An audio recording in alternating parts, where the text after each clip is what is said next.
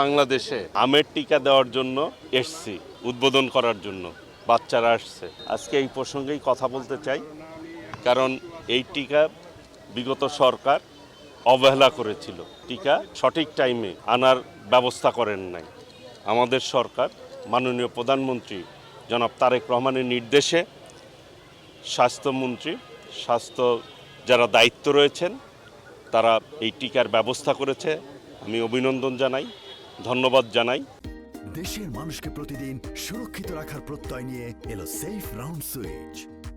এবং এই যে একটি দায়িত্বহীন কাজ করেছে বিগত সরকার, এই জন্য আমি তাদের নিন্দা জানাই এই ধরনের অবহেলা করার জন্য। এবং আমাদের সরকারকে মাননীয় প্রধানমন্ত্রী সহ মাননীয় মন্ত্রীবর্গ যারা রয়েছেন তাদেরকে ধন্যবাদ জানাই।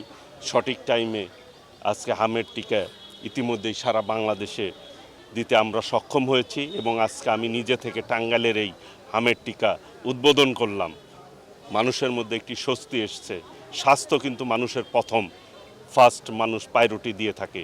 সেই শিশু বাচ্চারা যারা অবুঝ বাচ্চা, তারা যদি আজকে স্বাস্থ্যের ঝুঁকির মধ্যে পড়ে যায়, এটা অত্যন্ত বিপজ্জনক বিষয়।